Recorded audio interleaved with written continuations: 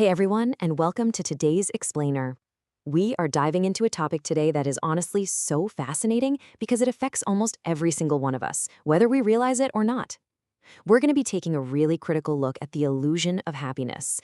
We're deconstructing our modern ideas of well-being and trying to figure out what it actually means to pursue authenticity in a world that is so often focused on facades.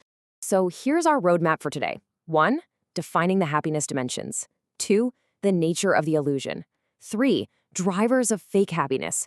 4. Manifestations and consequences. And finally, 5. Pathways to authentic well-being. Let's get right into it. Part 1. Defining the happiness dimensions. Okay, so psychologically speaking, not all happiness is created equal. It's absolutely crucial that we distinguish between two very different emotional states here. First up, we have hedonic happiness. This is all about immediate pleasure-seeking and avoiding pain. It gives us that short-term gratification through sensory experiences and instant rewards. It's that immediate hit of joy you get when you buy a brand new phone or eat an amazing dessert.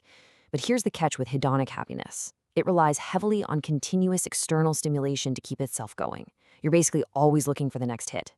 Now contrast that with eudaimonic happiness. This one is totally different. It's grounded in personal growth, self-realization, and actually living in alignment with your core values.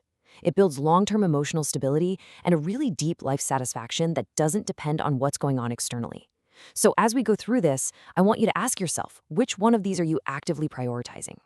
Moving on to part 2, the nature of the illusion. It's incredibly common for us to put on a brave face, right? We project this incredible warmth, energy, and cheerfulness to the outside world. It looks great on the surface, but often, behind the scenes, it's just chaotic and tangled. We build up these bright, shiny exteriors to mask a real lack of substance underneath, or sometimes just to hide how internally exhausted we actually are. An illusion, by definition, is a false perception. It looks genuine, but it lacks true substance.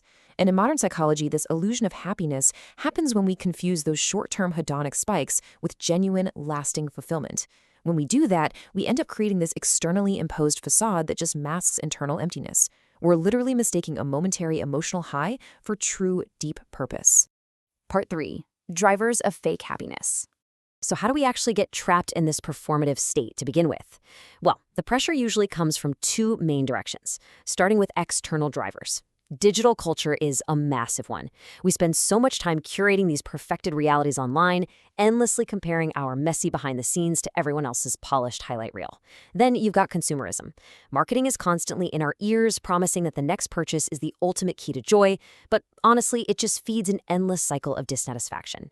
And finally, societal norms. We are pushed to equate fulfillment strictly with wealth, status, and prestige, meaning we're often chasing goals that don't even mean anything to us personally. But it isn't just the outside world. Let's turn inward for a second, because our own minds can totally work against us here through internal psychological drivers. For starters, we use defense mechanisms, things like denial, rationalization, and escapism, to mask emotional distress. We project a false sense of cheerfulness just so we don't have to confront difficult inner truths. Then there's a concept called hedonic adaptation. Basically, humans adapt really quickly to major positive life events. The novelty wears off, and we drop right back down to our baseline level of happiness, which just sparks this unending search for new stimuli. And finally, misaligned values. When we confuse momentary highs with true purpose, we completely disconnect from our genuine self-identity and our true internal compass. Which brings us to part 4, manifestations and consequences. Living in this performative state, it is absolutely not harmless. It shows up in very real physical and behavioral ways in our daily routines. First off, superficial positivity.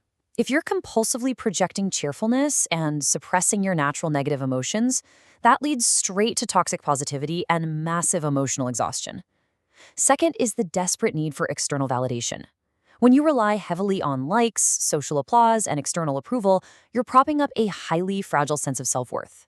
And third, chronic escapism. This is when we overindulge in digital distractions, substances, or even just burying ourselves in busy work, all to avoid facing that underlying emptiness. And the toll this takes is heavy. Let's talk about the mental health strain. There is a persistent gap between the idealized exterior you portray and the actual reality you're living inside. And that gap, it fosters intense anxiety, low self-esteem, and depression. It takes a monumental amount of psychological energy to maintain a facade day in and day out. The wider that gap gets, the worse your mental health suffers. This facade also totally bleeds into how we connect with other people, leading to incredibly superficial relationships. When we prioritize our social image and how we look over just being vulnerable and real, it completely blocks authentic human connection. It's the great irony of modern life. We end up feeling incredibly lonely despite being constantly surrounded by people or connected online 24/7. Ultimately, living like this traps you in an endless desire loop and causes a profound loss of self-identity. Chasing these external milestones creates this treadmill effect. Your achievements give you fading satisfaction, leaving you perpetually craving more. You're running full speed just to stay in place. And by constantly conforming to what the outside world wants, you slowly strip away your genuine passions, your intuition, and your core values. All right, let's look at part 5, pathways to authentic well-being. There's a really powerful idea we need to reflect on here. True happiness is not found in superficial appearances or accumulated possessions, but in living a life courageously aligned with one's deepest values and authentic purpose. Courageously aligned, I love that. It takes profound courage to literally step off that treadmill and choose authenticity over just keeping up appearances. So, how do we actually do this? Reclaiming that authenticity really starts with mindfulness and inner clarity. To break the illusion, you have to make a deliberate, empowering shift in your focus. You have to turn away from seeking external validation and turn toward quiet internal self-awareness. Practicing mindfulness lets you observe your emotions without judgment. It helps you accept that both positive and difficult experiences are just normal, integral parts of being human, rather than things you need to constantly run away from. And this mindset shift naturally builds into a very actionable 3-step pathway. Step 1 is self-awareness. You have to conduct honest inner audits to separate what you genuinely want from the social conditioning you've absorbed. Step 2 is meaning and purpose. Start engaging in activities that actually align with your core values and contribute to something larger than just quick personal pleasure. And step 3 is genuine connection. Focus on cultivating relationships that are built on mutual vulnerability, real empathy, and unconditional acceptance.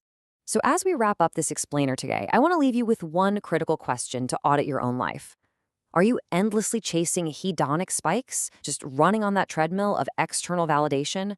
Or are you ready to courageously build a foundation of true, lasting, eudaimonic fulfillment? The choice is absolutely yours. Thanks so much for joining me today to explore what well-being actually means. Catch you next time.